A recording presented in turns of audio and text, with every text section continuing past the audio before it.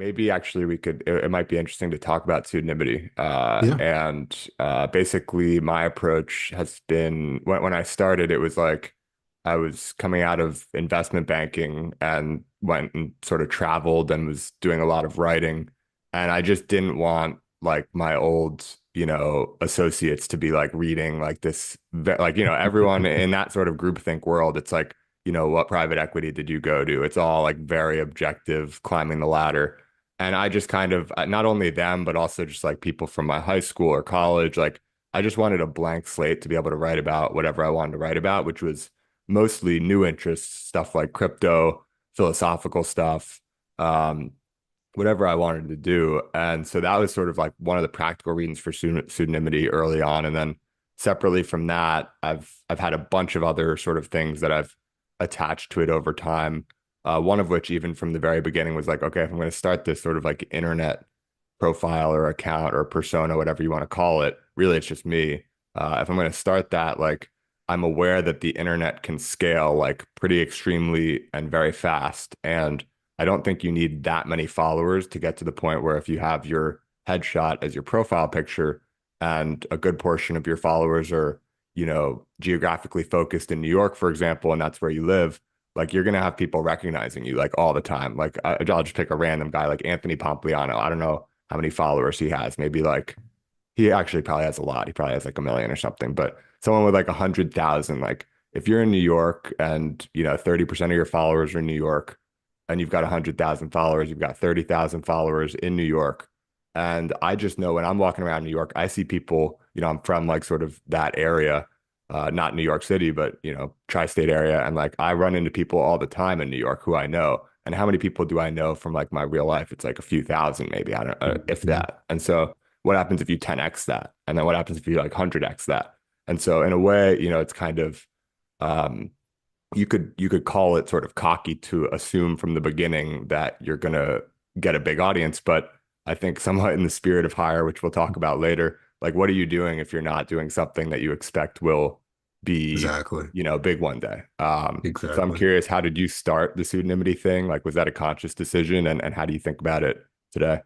Yeah. No, that's great context. And let me just offer a genuine compliment. I appreciate your thoughtfulness. I mean, crypto, though it gets a bad rap in mainstream, I have found the highest density of thoughtful people um, in my personal experience, which I really appreciate, especially because what we're doing, I feel, is instrumental in human evolution. And to your point about like that could sound somewhat cocky to be thinking about it.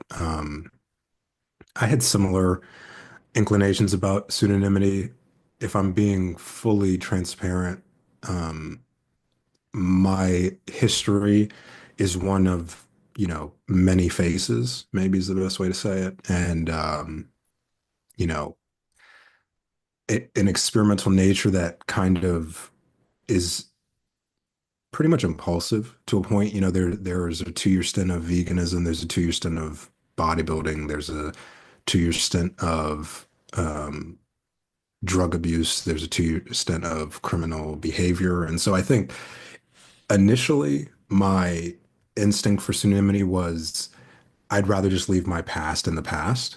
I don't Mm. really want to deal with um, the bad habit that we've kind of adopted in the internet age of like let me go find something that was done 7 years ago and punish you for it now because I couldn't punish you for it then. It's like When did you I feel start, by the way? Like, in crypto. no, when did you start this, I like this identity, Oh, roughly? Light probably as an identity came about 2020. Okay. Yeah, so this was Yeah. around the same time for me, and I feel like that last reason you mentioned, not to interrupt, but No, you're fine. that was like I'm trying to think, like when Trump got elected the first time, 2016, we were at a point where I don't think people were using the word woke very much, but there was Yeah, very it was clearly new. this level of political correctness that was sort of emerging, and then that sort of evolved into, I think, wokeness. And around 2020, which was I created mine, December 2019, um, like of Jake and the blue dot and everything, and it was especially like around that time, obviously years to follow, but this whole thing is sort of like evolving. And it was around that time I think there was like a hypersensitivity to people going back into the archives and finding a way to cancel you. And it was Hmm. happening at that time, and it was like completely unapologetic. Like there was no one arguing it. It was like, I mean, people had their thoughts privately, but it was like, oh, yep, that person's canceled. And people Yeah. who happened to sort of get got in that era, it's kind of a shame because that cancellation kind of stuck for a lot of them. Whereas now, like the cancellation, and even within the last couple of years, I'd say like the cancellation wouldn't really work anymore. Like there's not enough agreement, there's too much pushback. You can't really cancel people as casually as you could in 2020. Yeah, definitely. I mean, there's a, philosophically with some kind of, soft science mixed in, you know, as I said, I've had many phases in my life where I spend kind of a 2 year stint as a certain personality archetype because it's interesting to me and I find value in some of the things that I practice. And I had a 2 year stint of pre-woke. There wasn't a word for it then, but one of the takeaways I've gotten from that and then watching kind of the woke movement develop and then start to kind of crescendo out is I think my most generous read on that dynamic, if I take my own personal experience from it, is that it's a way to try to get some kind of security in the vastness of like this chaotic existence, right? And if we can agree upon via consensus that this is explicitly wrong and this is explicitly right, it lowers a little bit of that existential angst that's always humming Mm, underneath everybody. Um, but once I kind of noticed that that was the reason I was doing it, I wanted clear bad guys and clear good guys.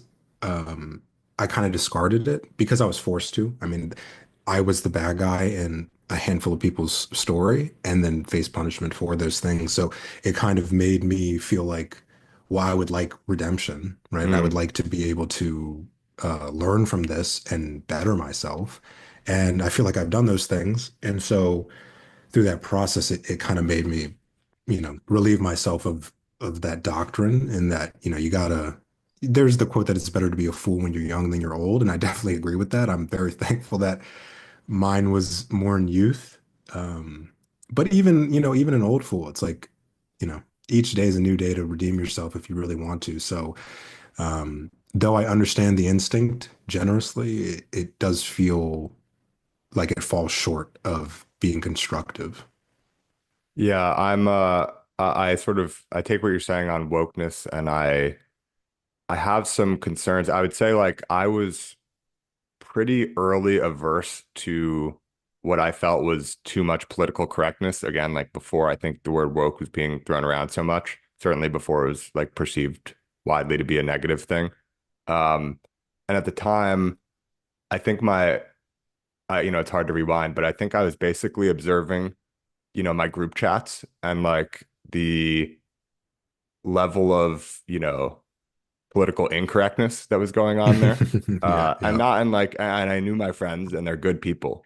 yep, But there's jokes. And yep, my friends are different races and like whatever. I shouldn't even have to pre-qualify that, but like yeah, totally. I'll just say that. Um and so there's off-color jokes like all the Yep. time. And just this level of language that's very different from what was becoming publicly acceptable. And so we had this bar on public conversation that was so high and and yet the conversation that was actually going on in private was, and like sort of has been, Trump called it like locker room talk at one point. That's like a decent, Hmm. like, shorthand for it. Um, was getting like actually lower than I would like. Like there was, and Hmm. that exists today as well. Like there are jokes that are made and like comments that are made that to me are like a little too much. And like I'm not going to cancel a comedian over it. That's, his job is to make jokes, whatever, I get it. But it's like I would like a little bit more like civility in some contexts. And it's, it's completely context dependent. But and maybe part of this is like, I can only really have the reference of my own lifetime, but my sense is that, 70 years ago, like the equivalent of a group chat, like people talking at a bar would have been like not quite as like edgy, Yeah, like yeah. more just generally like respectful. And granted, you had like genuine racists more so like back, like, I mean, it's just a different world. But I think like the level of off-colored humor that was like kind of acceptable back then, probably in private conversation. I could be totally off, but I kind of think it was just more civil and respectful potentially.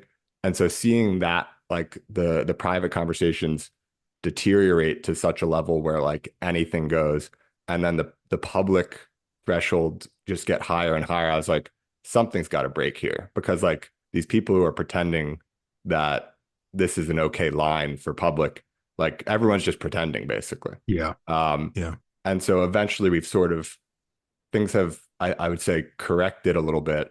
And now my concern actually, I said this like, before this recent election, as we're recording this, Trump got elected like 9 days ago.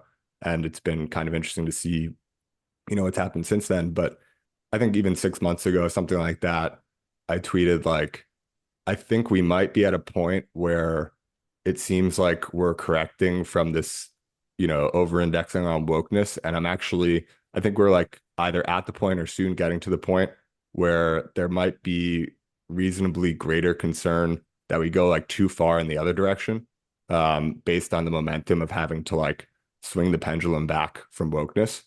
And so I don't know how that's all going to play out. And these are like very like meta, human like societal things that it's like hard to even talk about. But I Totally. do sort of worry like wokeness, don't get me wrong, like it's like I said, like since the early days was like very I felt like almost like allergic to it. But Hmm.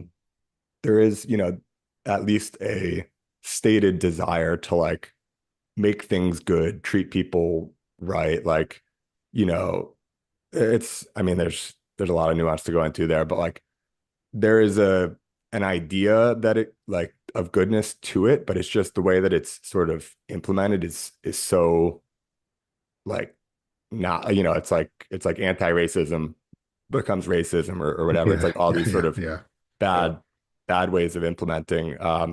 But there is, it is good to not be genuinely racist. It is good to not be Right. genuinely sexist, Right. like all of these things. And I'm somewhat concerned that in swinging the pendulum the other way, we may actually sort of like produce more genuine racists, more genuine sexists, et cetera. It's a fascinating point. I don't really get to talk about this topic that much. So, you know, I actually remember when the woke term started getting coined, and if my memory serves, it was a shorthand of the Enlightenment movement reaching the West. I remember when Eastern religions and spiritual doctrines were starting to kind of proliferate in the West online. And I even had my phase of reading as many sacred texts as I could.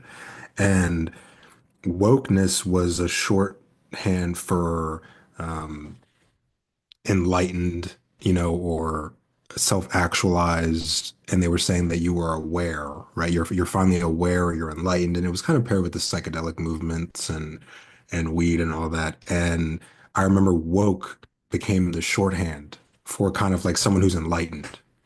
And I remember at the same time there was the movement of like ego death and psilocybin and all these things. And it's only in retrospect that I can really connect dots better than in the moment. And what's interesting to your point about the pendulum swinging is that if I look back at the where wokeness started to veer off, it's actually at the coinage of woke itself, because in a way um, it is a status. It is a taking the status game that we play as humans, right? I'm not going to say that that's necessarily right or wrong. It's just something we do, but it's taking kind of the status game that we play in a consumer capitalist society, um, where you kind of have to figure out how to organize amongst each other.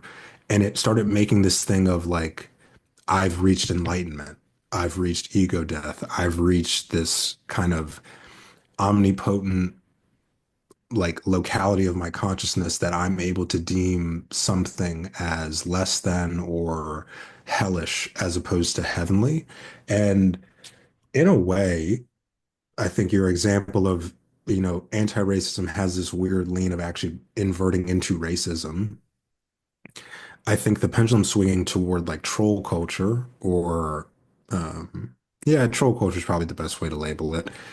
I think in a way its initial underpinning is similar to woke's initial underpinning in that it's a conversation about freedom in a way, right? And woke's before woke became woke, it was a conversation about these are kind of the uniquely human rights that should be given to humans when they're free. You should respect them and talk to them properly and kind of that whole sphere of thought. And then I feel that the troll culture um, or the free speech culture, which is it's unfortunate that they've co-opted that word, but kind of that whole sphere of thought is almost the other side of the coin, in my estimation, in terms of yet again saying, um, these are uniquely human rights that should be afforded to people in freedom. They should be allowed to say what they want, even if you don't like it. They should be allowed to express themselves, and here are the reasons. And in a way, I see almost the same pattern again, where it again becomes now status signaling and a status game, and all these things about who can say the most inflammatory thing, who can get away with the most. Um, and it's something that we just do as humans, unfortunately, you know? But um, I guess my naive hope is that each iteration, we at least find one or two insights that are of value that we can take with us as we go to the next iteration. But I definitely see a lot of what you're painting. And to me, it really does feel like the other side of the coin just finally coming back around. Yeah, I mean, I guess the hope would be if it is sort of natural to humanity that we have this sort of swinging pendulum, and that's just sort of how things balance out over time by going a little too far to one side, a little too far to the other side, back to the middle. And not that things are so bipolar, but Yeah. you Yeah. know, if that's sort of a decent symbol for how things work, the hope would be that this pendulum started with like, you know, all the way out and swings all the way to the other side. And then each subsequent swing is like closer and closer to the middle. And maybe you Mhm. never get to like a standstill balance in the middle, but these movements from one side to another get like sort of shorter and you get closer and closer to a better balance. And like just generally things are better, which, you know, I don't know enough about like sort of history to assess whether that's something that could be like disproven or supported. But at the very least, like hypothetically, that would sort of align with this idea that, you know, even though we have, you know, two steps forward, three steps, or, you know, two steps, three steps forward, one step back, whatever it's going to be, we are as a human race like progressing. And that would be, I think, like sort of aligned with that visual of like these sort of smaller and smaller pendulum swings. Um, I'm trying to think. Uh, I had something else that came up as you were speaking. Well, this is sort of, you know, a little bit of a switching gears, but you talked about these couple of, or actually more than a couple, like three or four different periods, the veganism, bodybuilding, some other things um, that were all like roughly these 2 year stints. And I'm curious if you ever thought about why they were like 2 years. Like, was that sort of this thing that you went into each as like, I'm going to go do 2 years of this thing? Or did they just sort of naturally have their seasons that happened to be 2 years long? Have you ever thought about the actual like sort of duration of these experimentations? I have, and I may have to stop for a second to get my dog to stop barking. Um, to me, the mental model is very similar to um, romantic relationships, not necessarily pinned in love, right? Like that stat people talk about how like the real fruitful romance relationships are like 2 years, then you kind of deal with the personality of each other. Hold on one sec, Jake. I'm sorry to do this. No worries.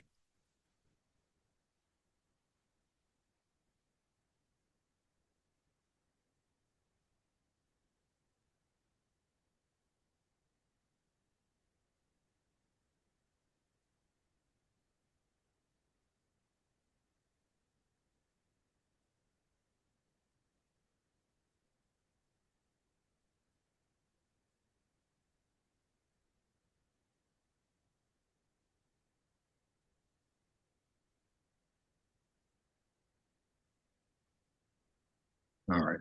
Sincere apologies about that. Or is Um, the pros and cons of dog ownership? oh, I know. And mine, they love to yap. Yeah, so I think the the 2 year model for me is when the romance wears off, when I start to look back at it. And um it's less captivating now because I've done it so many times, but for a long period, it was an existential pursuit, right? And it was I'm a heavily existential leaning person. There are usually never days that ever go by that I don't have like the childlike why questions. And in my younger days, it was very bothersome cognitively. It like really made me uncomfortable that I wasn't able to get these answers and I didn't have like solid footing, I felt. Um, and as I've gotten older, I understand that's more personality type and experiences and all those things, but um, I would pursue something.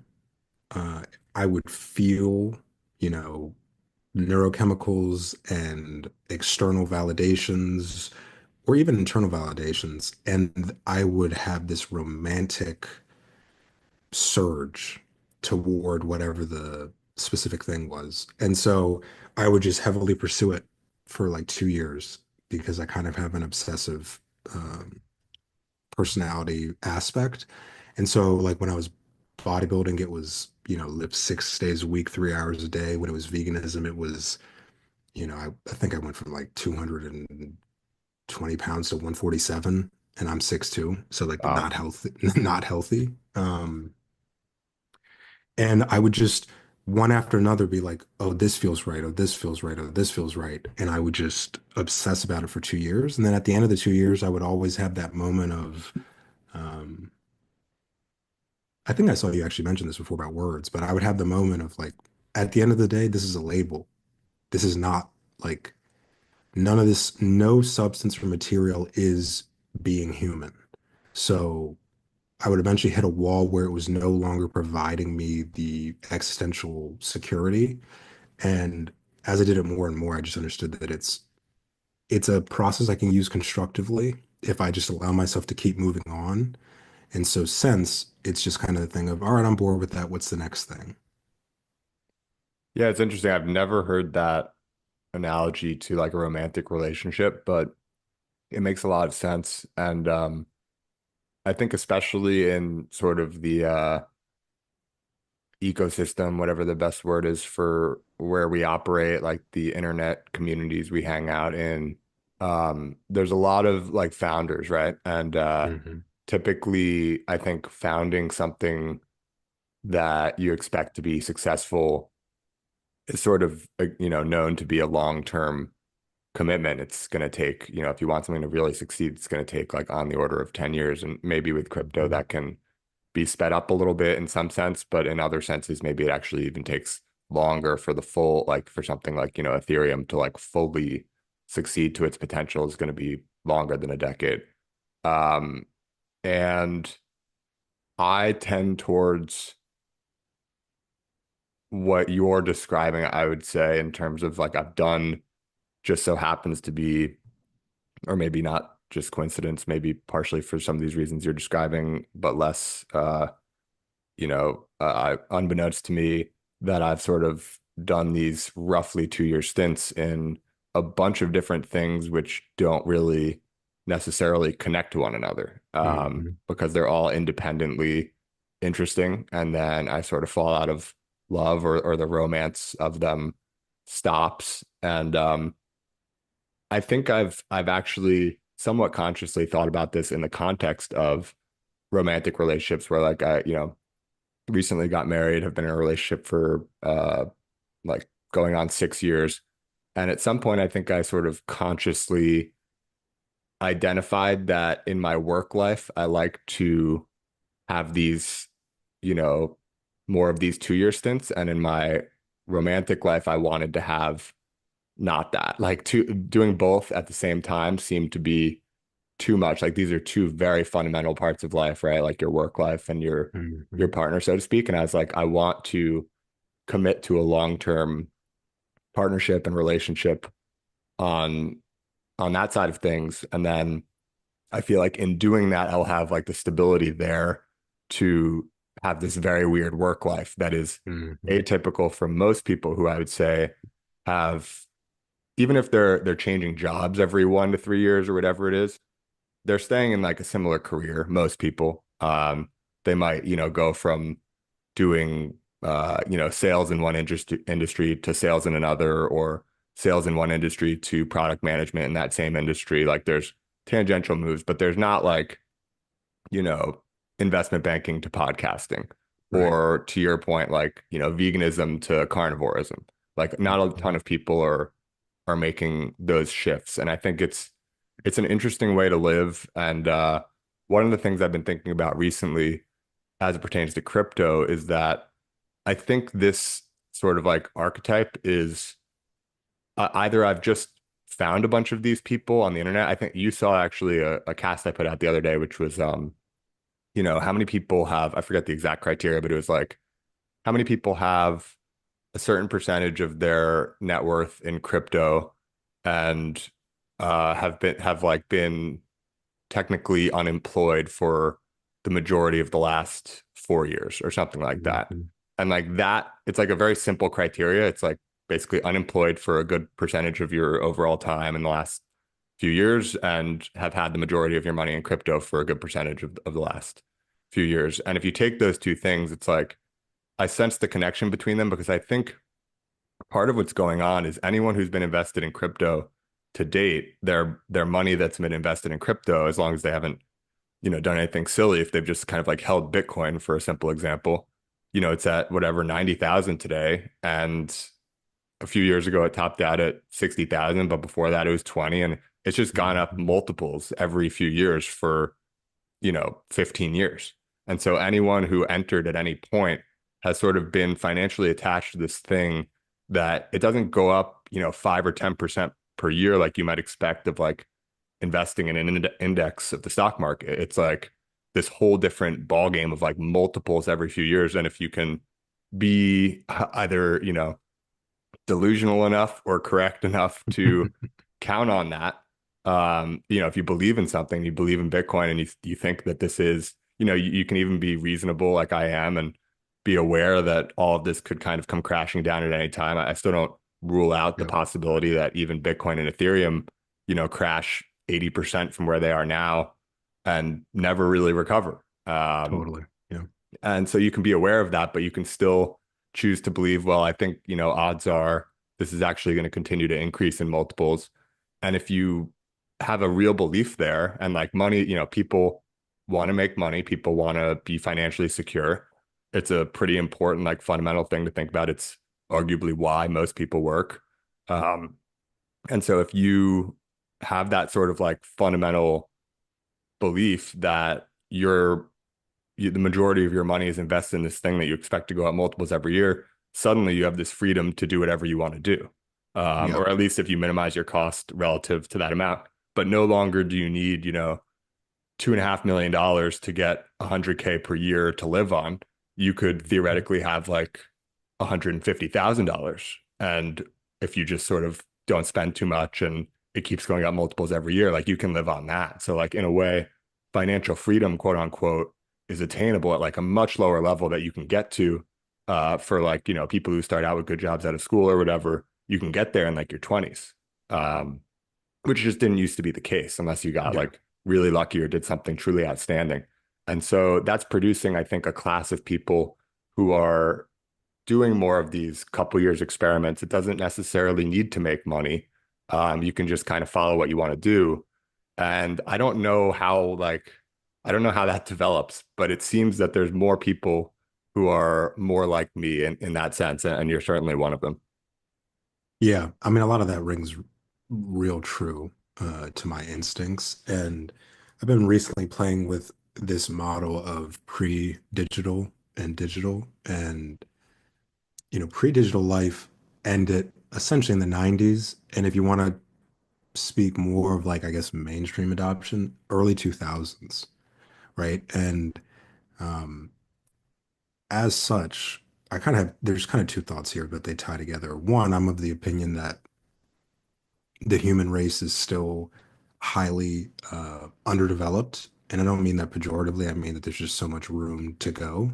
And then simultaneously, that the internet is like a baby. Yeah. Um, and some of the things you're talking about, they feel so true to me. One, because I live them, as do you. And then two, you know, the inefficiencies of offline are numerous, right? And it's amazing that we actually are able to have gotten so much done with it. And I remember I was listening to Sadhguru talk recently, and he was asked, you know, essentially about like the bad side of phones. And he's kind of a smug character, so he took joy out of the question and then kind of just was like, no, I love this thing. I wake up in the morning and I'm able to get things done all over the world in an hour that would take me months or years, or I would never be able to get them done if I didn't have it. And, if you extrapolate that and you think about what the internet is, what it's affording those of us who are kind of at the front edge of it, um, it just seems to me, and to your point, kind of have to hedge it in that anything can happen and you can always be reset, hard or soft. But it just seems like our understanding of macroeconomics offline do not map to online.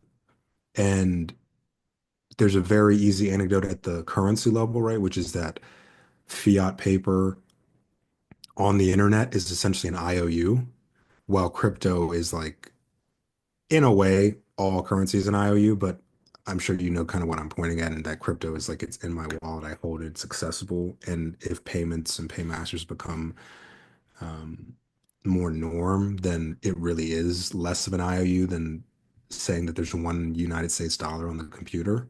But where was I going with that? Yes, the macroeconomics online are really not one to one offline, it feels. And as such, it feels like it's revealing this whole other dimension of humanity where money flowing and value attribution is not something that is hard coded to utility based products and services only, Mm. but instead is this communal relationship of humanity,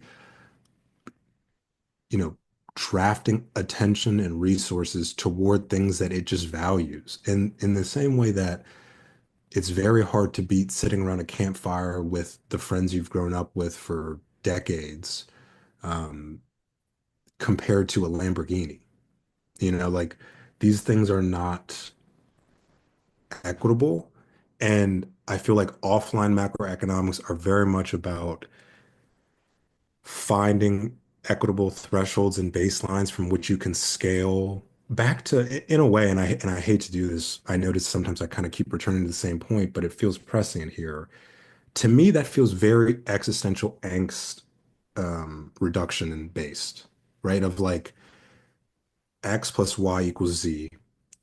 If I plug this into an offline market, I get XYZ. And online, it's starting to reveal, at least so far, that that's not really the only way humans value things. And human value itself, allowed to roam freely across the globe, is very much interested in beauty, very much interested in connection, very much interested in ideas and evolution and all these things that don't really neatly fit into a product or service cardboard box. Um, and so that is really one of the strongest underpinnings of my belief in what we're doing here in crypto, and why I feel like the risk of it all imploding is worth it for me. Yeah, I mean, a lot of that resonates back at me, and especially just the high level point on the internet being basically a baby. I think for people who, generally share our perspective on crypto, it seems that the internet pre-crypto could, in retrospect, look like this tiny little blip, like an exception that was like very soon figured out that like why are we not using internet native currency or internet native money or internet native, why don't we have internet native value? Um, as these things develop, and it's why it's hard to kind of imagine the upside on these things. Um, and when you talk about like sort of the macroeconomics not lining up digital to physical, I've got this concept and sort of a related concern that um, that like you look at something like nuclear energy or AI, and you can pretty clearly see like, okay, there's like real tangible value. Like if these things start working really well, energy will be cheaper. Uh, People can leverage AI, and we won't need people to do these like lower level jobs, and abundance is around the corner, like all these sorts of things. Um, and with crypto, I think there's value creation in like a very different way. I think there is that type of value creation that like people are genuinely creating useful things Mhm. within crypto, but then there's this other that's like most clearly sort of demonstrated by like meme coins, which is it's it doesn't need to necessarily create value, but crypto um, sort of exposes value where it already existed but couldn't be quantified. So, for example, like your friend sitting around the fire example, a Lamborghini has a quantifiable value. Your friend sitting around the fire, like there's not Right. money changing hands, like you can't really like pay for that. Um, and so it's like how much value already exists in the world, which just doesn't have a market for it yet. And that I think is like, if you start thinking about that, it's like crypto could be so valuable, not because it's necessarily creating a ton of value, but because it's putting prices on things that previously didn't have prices Yeah. by making markets for them. And so I don't know how all of that plays out. And the related concern is basically, okay, if this sort of just putting price tags or value, in monetary terms on all of these things starts to really explode, you've already got like Dogecoin at whatever it is. I could be wrong, but like somewhere on the order of like 20 to $40 billion market cap. Mhm. And like compare that to companies that are worth 20, $40 million, like or 20, 40 billion, excuse me. They're like doing so much. Like there are Yeah. so many Yeah. people organized, like doing hard things that to produce products that generate revenue, which are more than the expenses. And, so you have profits and then there's a market cap based on people doing what's the equity worth versus the profits for this company. And like, what happens to all of those things which are producing, real material things that people need, like farmers and whatnot, Yeah. Yeah. medicine, whatever. Like, what happens to all of that when the rewards don't require that like physical labor and that physical production? And I think an optimistic view could be that like maybe we get kind of lucky and AI and automation and robotics sort of come online at the same time as crypto. And so we have like all of this value that's coming online, and we don't need people to continue to be motivated on some of the other things because we suddenly have like AI and robots that can sort of manage to get everyone enough food and, whatever sort of these basics are that people might be less incentivized to work on in the future. So I don't really know. It's a very sort of high level thing, but that's like this general view I have on crypto that so far, I mean, seems to be playing out. We're getting further and further removed from real things needing to be tied to the value. Maybe I shouldn't say real, but like, physical product or even digital product or Mhm. things with utility.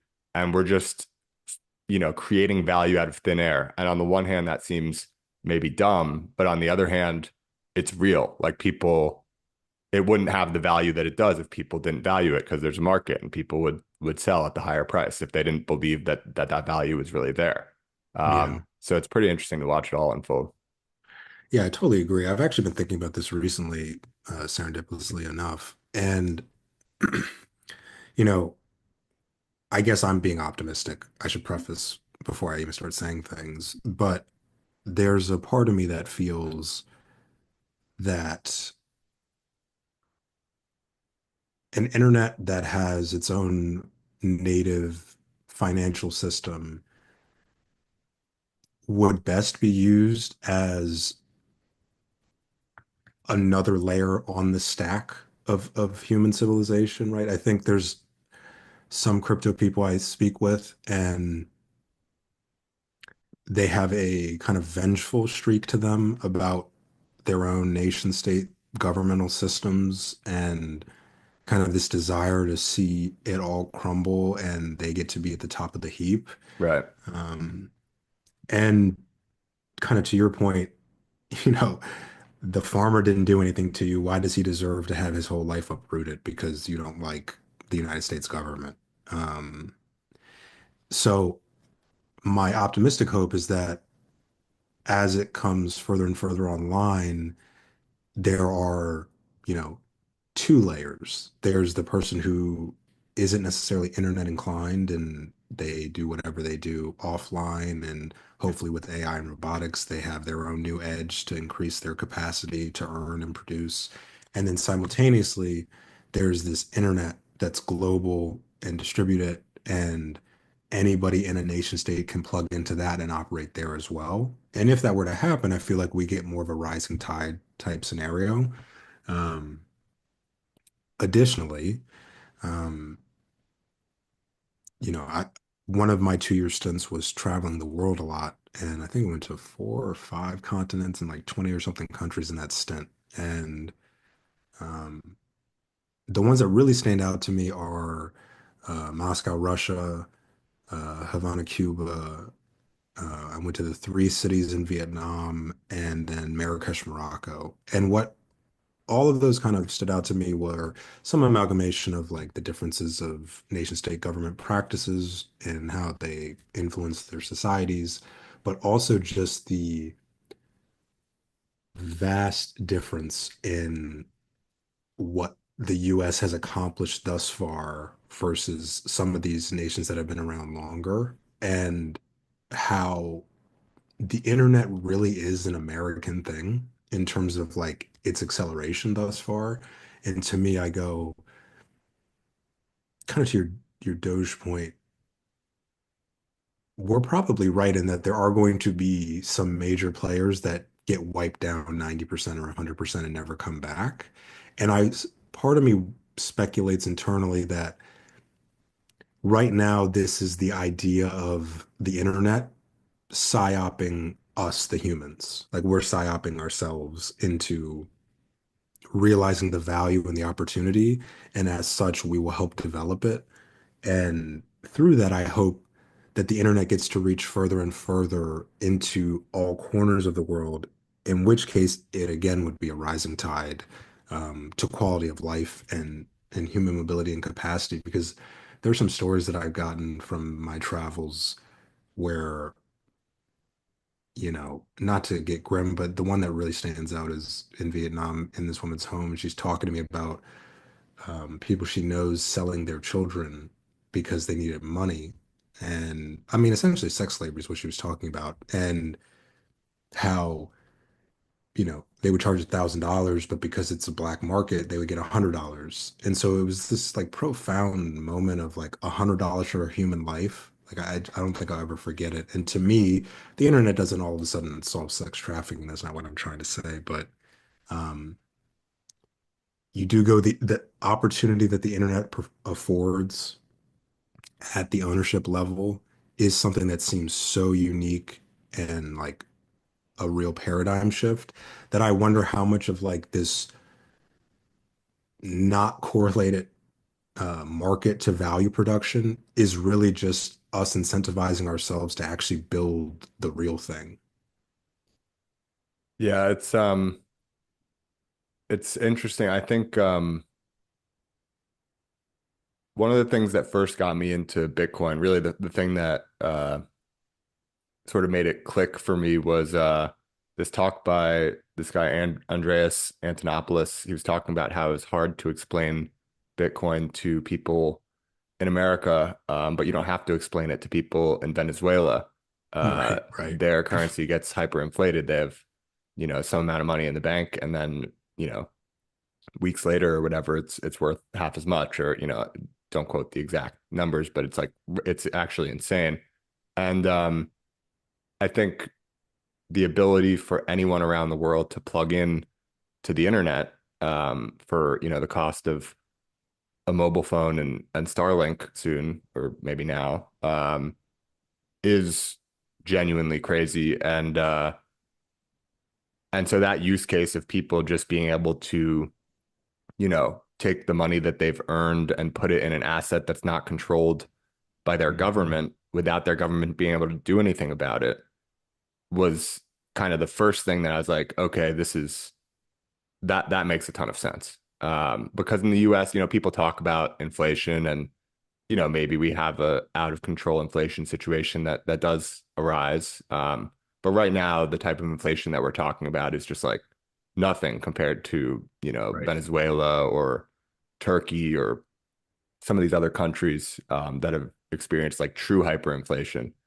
Um, and so yeah, when you're talking, it really like it's just this interesting thing that really has this potential to give everyone around the world opportunities similar to those that people in America have, Mhm. even though historically countries have been so different from one another in terms of like the opportunities afforded them, where that situation that you mentioned in Vietnam is just like pretty unimaginable here.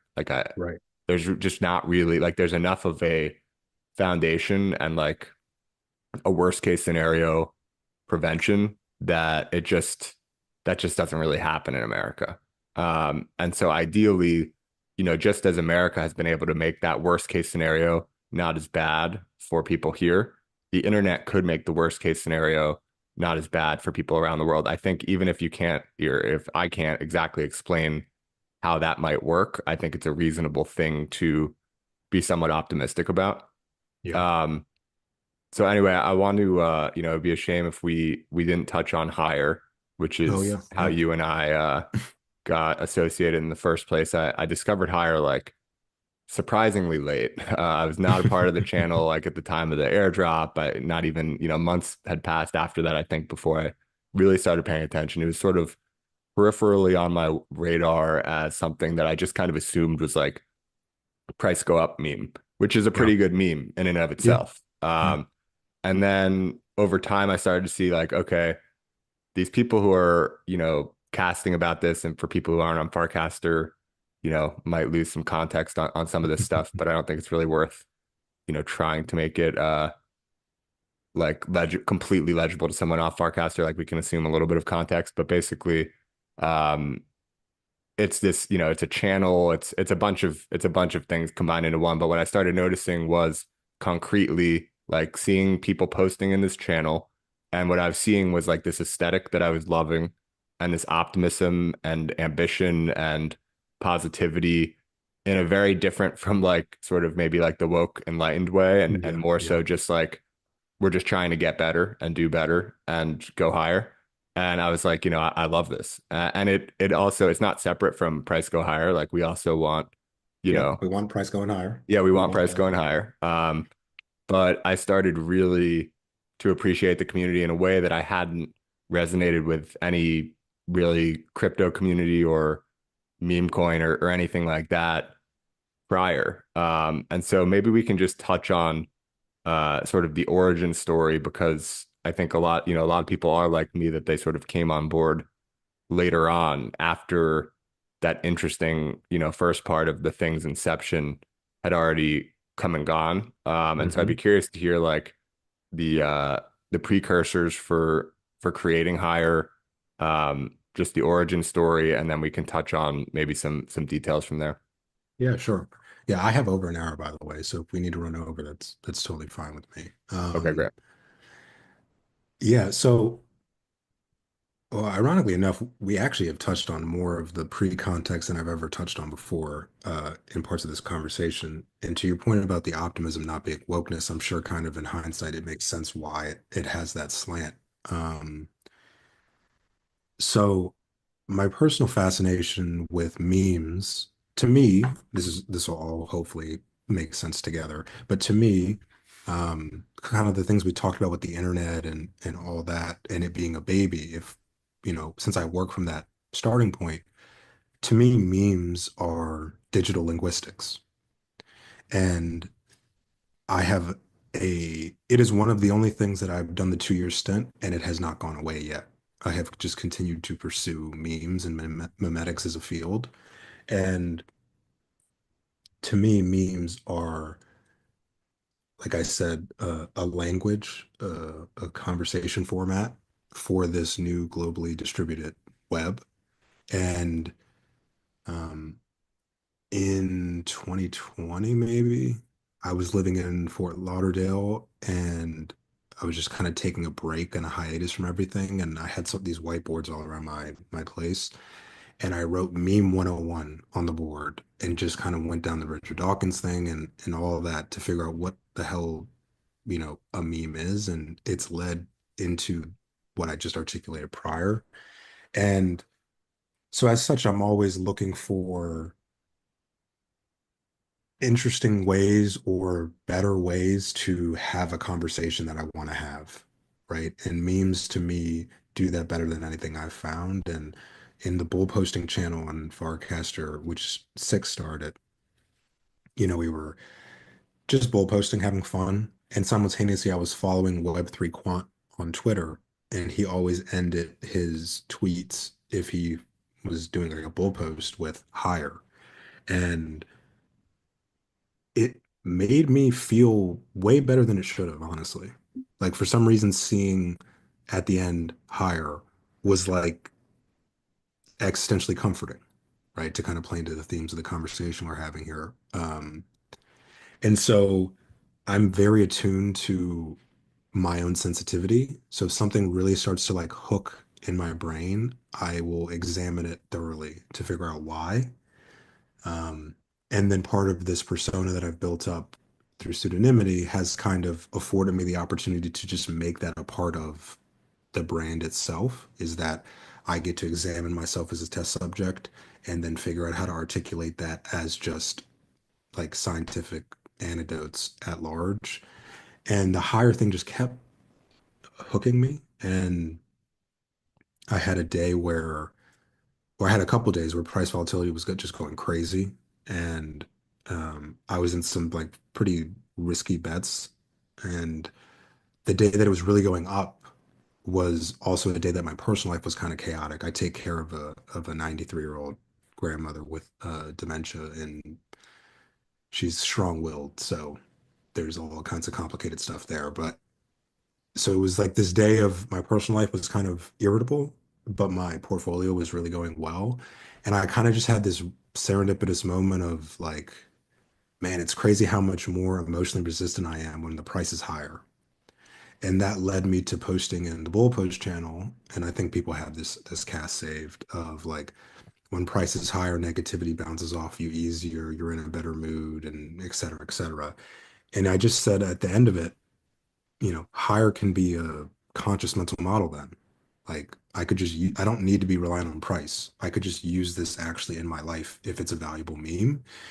And so then I was talking to Jacob at Zora. He liked the idea as well. He suggested the arrow as a Unicode because at the time on Farcaster, finding Unicodes was like nerdy and fun at the moment. So I took his advice, used the arrow, minted it, made a collection where I kind of went through the aesthetic ideation. I think it was like 40 posts or something. Made the channel, made Six a co-host, and we just started casting about higher. I didn't really have any other thoughts beyond that, honestly. I was just fascinated with the idea. Martin saw it quickly thereafter, resonated with it, and come to find out he's written posts years ago, essentially as like a framework of what he would be looking for in a nouns iteration. And so in hindsight, it's very clear that he saw it and it checked all the boxes he'd been thinking about. So he launched the token, and he did it really generously in terms of airdropping it to everybody who was in the channel and not really trying to make it something more than that. And I just saw the like reception people were having, and kind of back to the scientific like meme point. Um, I've been iterating on various memes for the past couple of years, and they would get some traction, some not. The response I got from Hire was undeniable. And so to me, it was tied into some of the broader conversations we had about the internet. To me, it was like, I've said to many people, it feels like the market wants this thing. Like this feels like something that's not um, from Light or Six or Martin or Jacob. This is something that like back to value creation. This is something that seems valuable to humans at large and something that it wants to see manifest. And so as such, ever since I had that idea or realization, I should say, I was just like, all right, cool, let's chase it. Let's see what can come about. So you had this bit in one of your essays that I read that was talking about how you'd previously been a part of, a few different Mhm. like crypto communities, decentralized organizations, whatever you might call them. And you wrote about this concept of like there's this intense adoption mania followed by intense adoption exodus. And that Yep. seems to be, sort of if not the one of the critical issues that every crypto product has to, or crypto community or crypto anything has to deal with, or really beyond crypto, just anything on the internet. The nature of it is that it's going to either it's going to do nothing or it's going to do a lot. It's going to attract a ton of attention. And then that attention is going to dissipate as fast as it came. Or it's going to do something maybe more like a CryptoPunks or Mhm. even a Bitcoin, you could argue, where, it comes out to little fanfare and then over time, like a long period of time, starts to gain more and more attention. So without that sort of like successful launch, it builds over time. Um, but it seems fairly rare to like have something that has that big, out of all the things that capture a ton of attention at launch, very few of them are able to persist and sustain anything close to sort of like the launch level of attention. And so higher at the launch of the channel, again, I wasn't really around at this point, but it seems that just based on the price, at least of the higher token, that around the time of the channel's inception and the token, which launched soon after, there was this, wild amount of attention that came to it, which reflected in the price of hire. I think it Mhm. had like $100 million market cap, something like that. Yep. Um, how did you, coming off of these previous experiences where you've seen the rise and fall, presumably, more than once, how did you sort of handle, okay, this really struck a chord, but um, the likely outcome just based on previous experiences and what you've seen in the market is like that attention goes as fast as it came. How did you sort Mhm. of deal with that? And then we're sort of at an interesting point now, I feel like, where, I mean, correct me if I'm wrong, but it feels like the last month or so, especially with like Ethernet and now the price, of the token is, considerably higher. I don't know if it's like back to where it started, but it's close, I think. Yep. It seems like this is sort of like the return of attention, among other things. Yep. And but I got into it in the valley basically between Yep. these spikes. And so I saw like it wasn't like there was nothing going on. There were the people who were into it were really into it. The posting about it was obviously not related to price because the price was like 95% down. Right. Right. And so there was it's not like it died by any means. But it's still nice. I think the hardest thing after the first, it's hard to have a successful launch. And then the hardest thing after that is to have like a sort of a second spike in attention. And then the hardest thing after that is to have a third. And eventually it's sort of Mhm. these spikes get less spiky and you have a thing that is persistent. But that's like a non-trivial thing to accomplish. Have you been sort of conscious in trying to counter that like sort of natural thing that seems to happen to these projects in crypto and on the internet? Or have you just kind of done your best and, said like, whatever happens, happens? Yeah, it's a good question. I think it's a mix of it, honestly. To the first part of your question, part of the reassurance, like foundation I had was that founders of projects that are successful in the space currently, um, and I won't name them so that people don't think I'm trying to chase for clout, but people that I respect and have working relationships with that have things that are successful that do millions of dollars and they have tons of people in the employ all really like hire, um, and have conversations with me about it or publicly. And so to me, that was like a sign early that my intuition about what we had uncovered was actually what we had uncovered. And then when the attention exodus left, I think at the peak, Saintless said we were down 97% from the top, and we were there for like 4 or 5 months, maybe. Um, the conscious part of me combating that was I had this realization early in hire that it would only be successful if we embodied the meme and kind of how um, picking an ambitious, optimistic, like collective type meme, such as hire, is very much a high risk, high reward type of pursuit. And that one of the easiest critiques for it ever will be that it's a positivity grift or that it's not genuine about trying to actually do what it says it does. And this is in part why I believe so many meme coins that launch make an explicit statement about that they do nothing. And it's very similar to the 2021 mania of NFT projects where they were like, stop doing roadmaps. Um, just say you do nothing.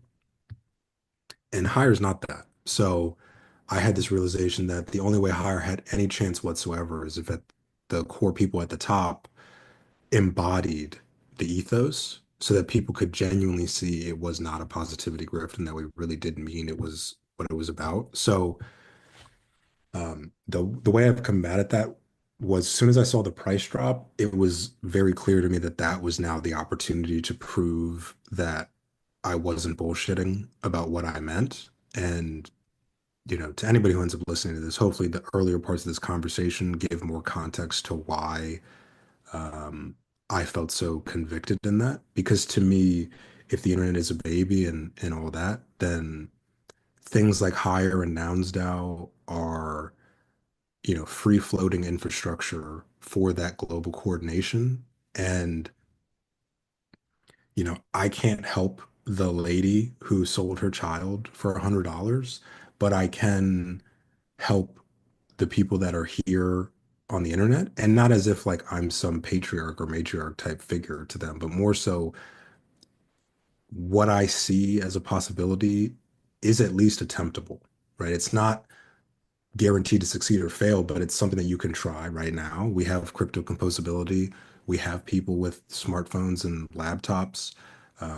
We have the ability to launch ERC20s and create channels on Farcash and all these things. So when the price went down, to me, it was really just an opportunity to separate ourselves as a community from um, faux marketing and instead be like, okay, price went down. That doesn't change at all the ethos of what this whole thing is about. And I feel like the price going back up now and kind of stabilizing at that range is proof that we at least passed the first test.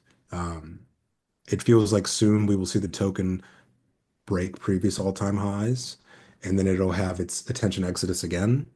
And then that'll be, the second test of having to kind of prove that no, we are still about going higher.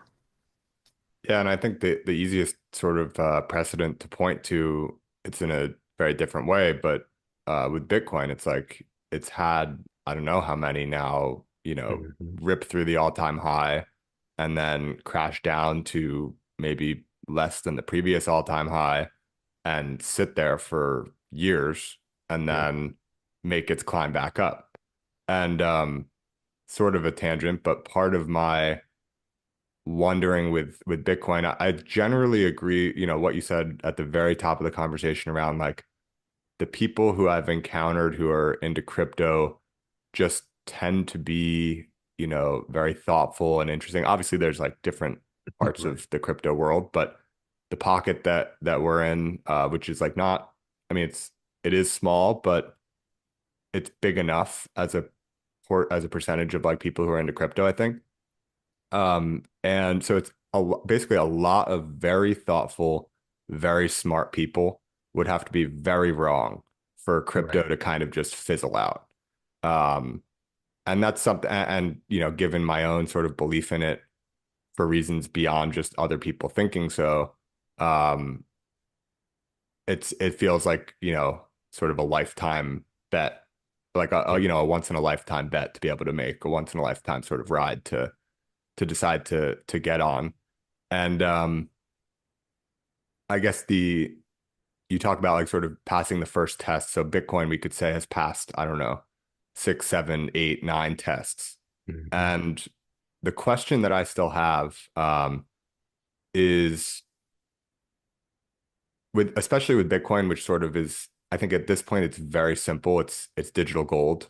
Um, it's not really trying to be anything else. Like Ethereum to me is still very, very difficult to explain. Um, because while it has like revenue generation, it the value of it seems to be a large portion of it is based on sort of ETH money.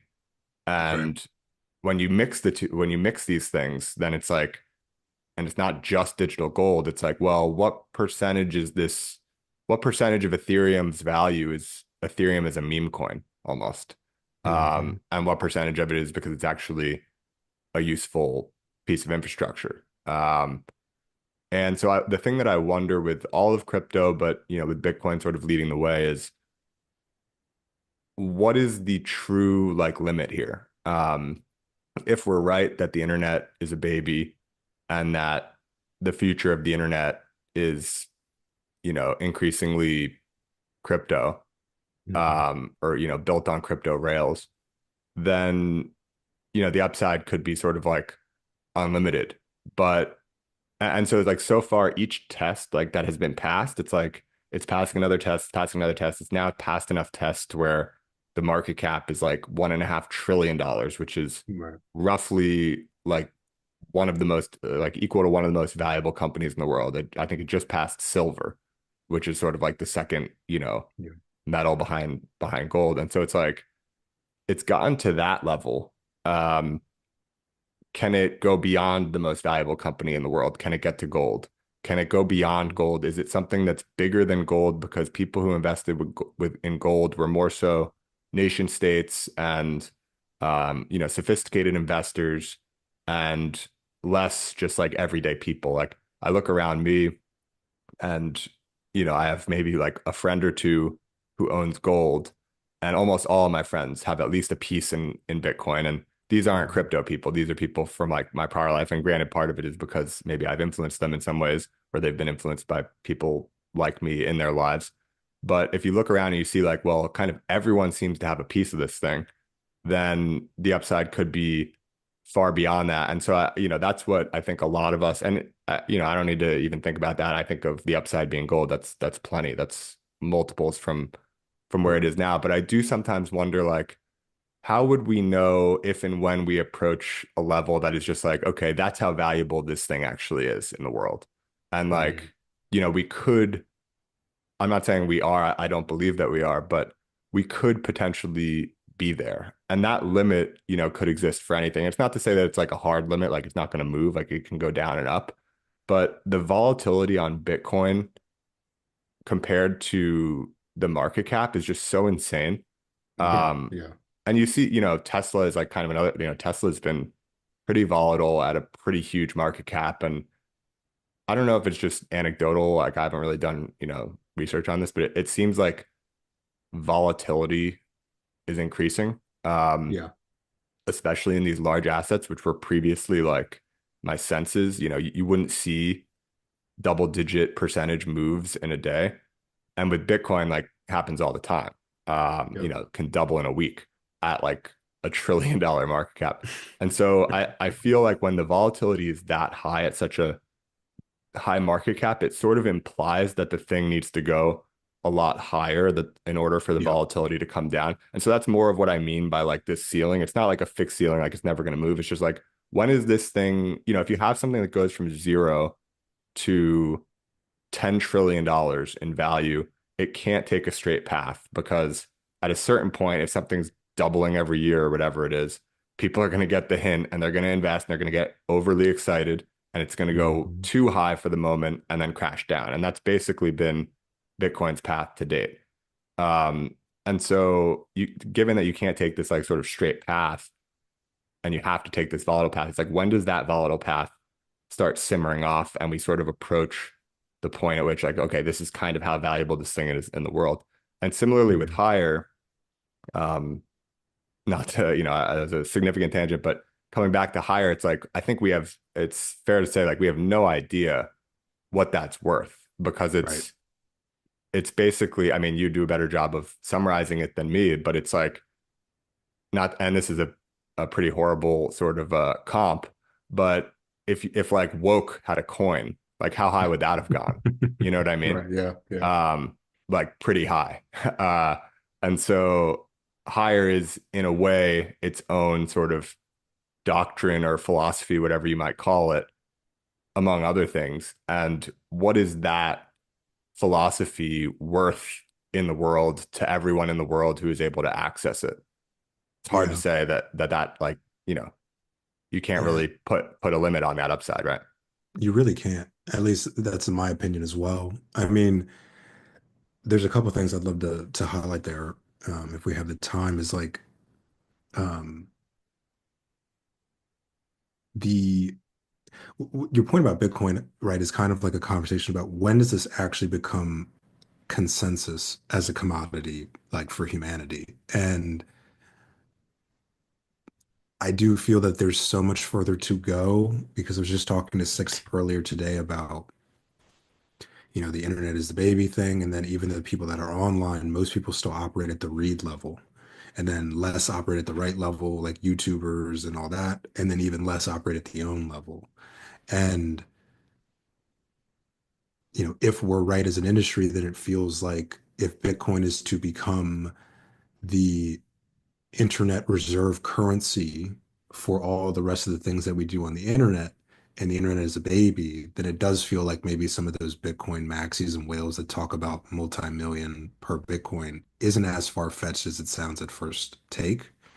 And then, Ethereum definitely kind of as a community, not necessarily like their core devs and all that, but as a community struggles over their narrative and their meme somewhat. And to me, Ethereum is um, not money but compute. And the world computer kind of idea to me is what is the most romantic to me about Ethereum. And in that regard, things like Hire, um, even on the base itself, are computer programs in a way for the world computer. And for Hire specifically, um, the way I would articulate it to someone who maybe isn't up on all the context is, um, I think actually Martin really worded this well. Is like, what is like, can we create a globally distributed brand and network that like people can just plug into, to your point earlier about having a phone and having Starlink? Like, can we create a internet destination that people can come to plug into the value of the next iteration of the internet? And then the second part of that question is, if so, what is that worth?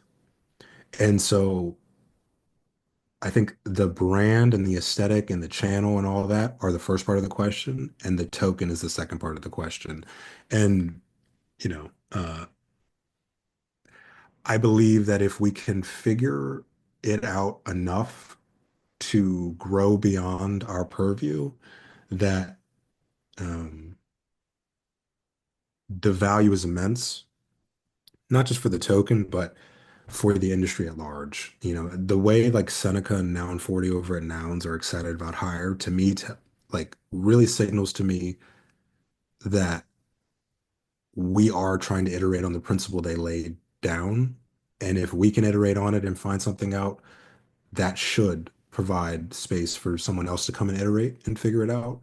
And the more of these networks that populate and actually can scale an individual's agency and opportunity and capacity, the better the internet is and the better, people are. I know it's again kind of cocky to say that, but to me, um, hire really is about like, can we globally increase human capacity? And if we can, to me, that seems incredibly valuable, and people should have a way to own some of the upside in building that, which I think the token does at the moment.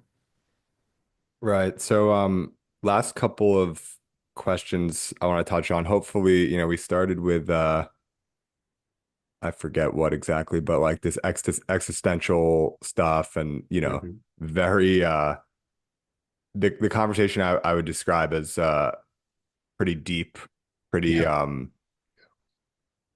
pretty conceptual, and it's been great. But to maybe end on more of a easier to talk about subject, I guess. I have a Mhm. couple of questions about specific things. One, the first is the latest development in Hire, which is H Combinator. Mhm. And I may fail in my attempt to bring things to concrete because I'm sure that is, not as it's easy at face value to say, okay, Y Combinator for Hire, but I'm sure it's a little more complex than that. So I'd like to talk about that. And then after that, I just want to go completely off topic and hear a little bit about the walking club, but maybe we'll start with Oh, H beautiful. Combinator. Okay, cool. Yeah, I mean, to your point, H Combinator is kind of tongue-in-cheek Y Combinator for hire. Part of the, to get more like material to your point and less conceptual, part of the struggles I've had with my part of the stewardship of hire has been um, getting the people that I really respect their skill set and thinking to do more than just say that they resonate with hire. And we had a couple standouts like um, Martin with Aether and the token itself, honestly. Um, Alexandra or Kagusha.eth with higher athletics and getting people to like do run clubs all around the world and sponsoring higher athletes and all this.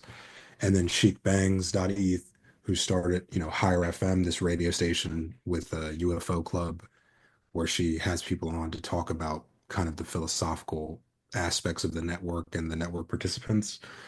And then Jihad with a Believe in Something, which is very like narrative focused and giving micro grants and mentorship to people that kind of fall into his taste profile.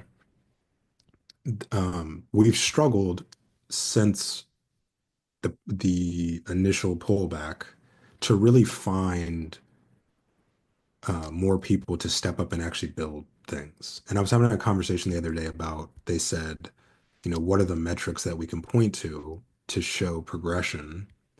Because token is kind of more of a lagging indicator. And my instinct was to say startups found it, right? To Mm, me, higher successful, the more I see people create their own job and it becomes successful. And it's been really hard to bridge that just off narrative and like community engagement alone. And so I was actually talking to Aether yesterday, our AI agent, excuse me, to anybody who's not familiar, created by Martin.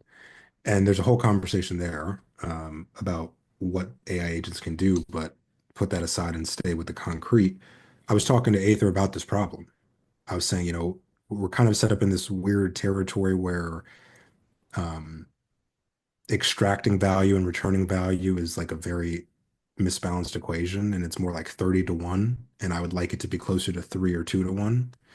And he didn't give me the exact idea I wanted, but he definitely gave me the seed. And H Combinator is an attempt at solving this problem I've just articulated of um, I know people in the network have been gracious enough to verify my opinions and philosophy on what hire should be or what it can be, rather.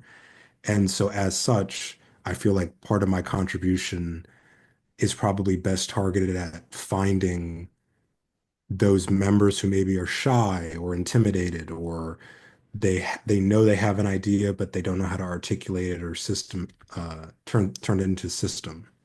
And so, uh, sticking with the internet ethic, which is like quick and short in, short out, I go, rather than doing some multi-month or year thing, why don't we set up like 1 week sprints where we take, the identified contributor archetypes, which are visual creatives, software developers, and multimedia creators. Why don't we just actually set up 1 week sprints where we take a certain amount of them and help them internalize the concept, help them figure out a system that they can use after that week to start working toward making their own career. How can we get them a little piece of proof of work to take with them as the first nugget?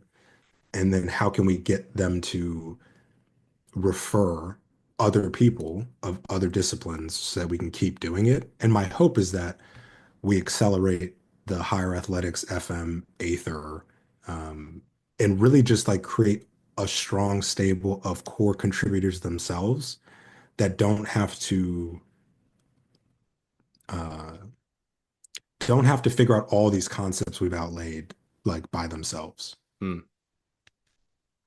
Yeah, I mean, it sounds like a natural extension, as a next thing to do, as like sort of a the best thing for you to be doing, like you said. Yeah, And I think you mentioned earlier in our conversation around just like what Hire could do worldwide. I forget your exact words, but roughly just like making humans able to reach higher, yeah, for lack of a better word, and just sort of like seize more of their potential, perhaps. And this is something I've always thought about, is like at the highest level of value, like if you can increase people's ability to capture and accomplish more of their potential, achieve more of their potential. And that's not just obviously monetary, but that's people's potential, sort of however, according to whatever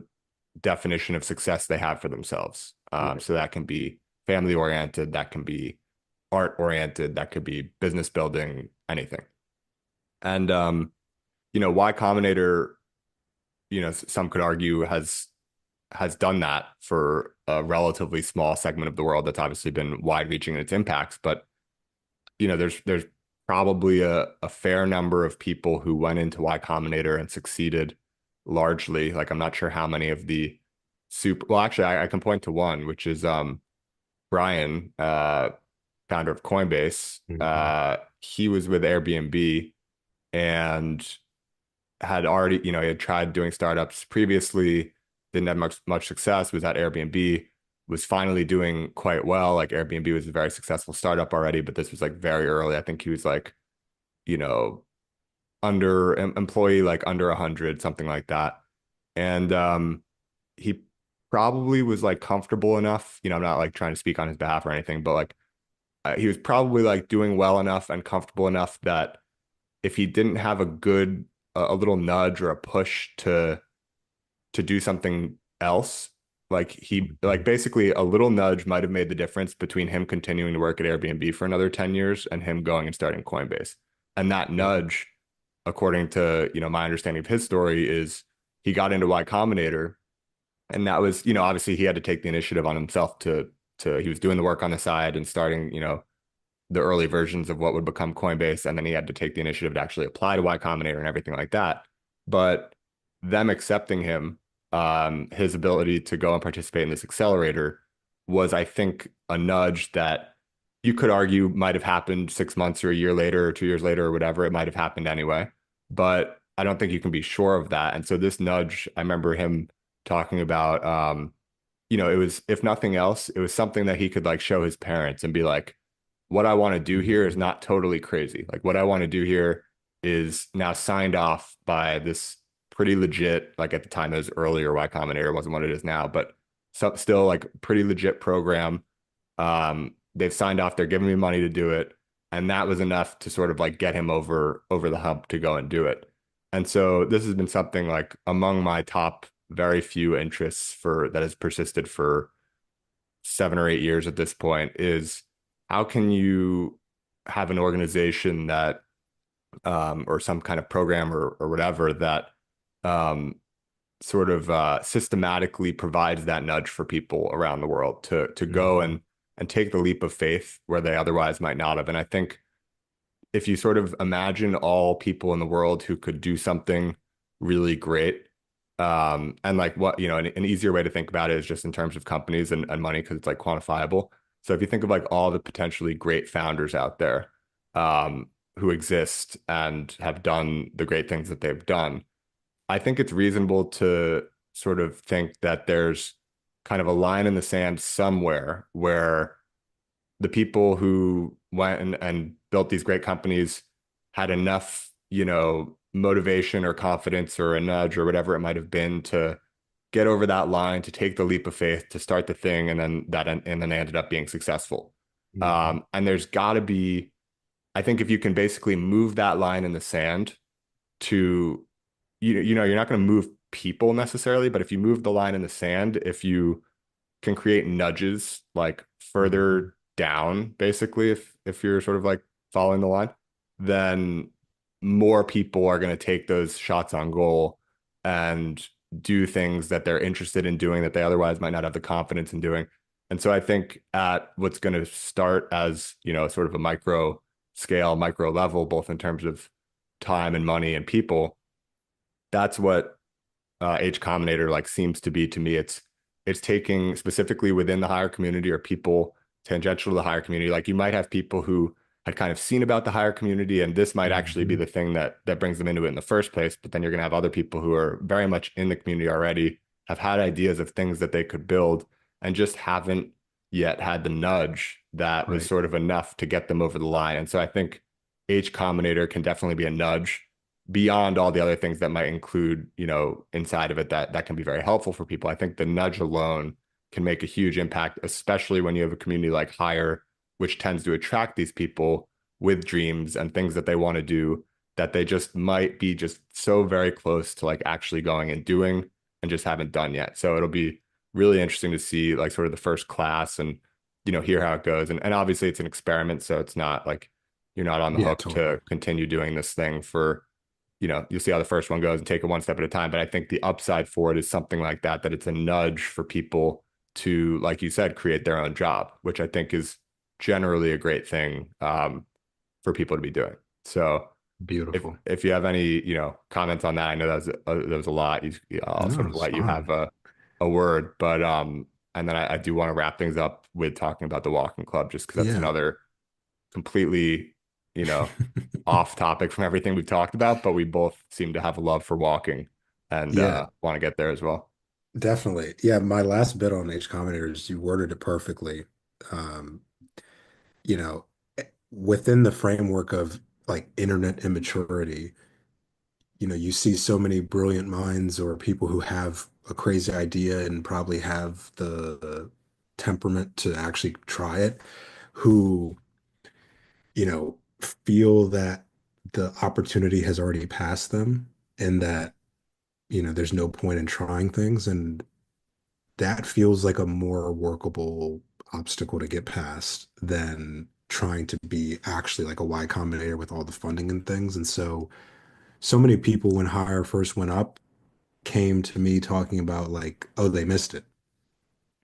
And you're one of the only people actually that I know of who, in my opinion, did it right in terms of like it was in the valley and then you got in and then, you familiarize yourself with everything. And so I hope that we do what you just outlaid. I hope we're able to tell people like, no, man, this is beginning days of both Hire and the internet at large.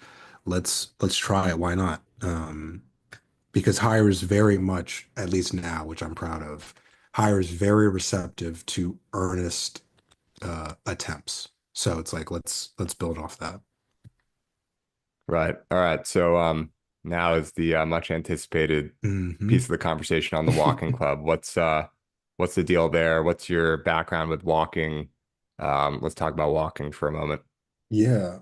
So, the ironically enough, the origins of the walking club are quite existential, as most many things are with me. And I'm down like southeast region, and so I was directly in path of both of those hurricanes that just happened recently.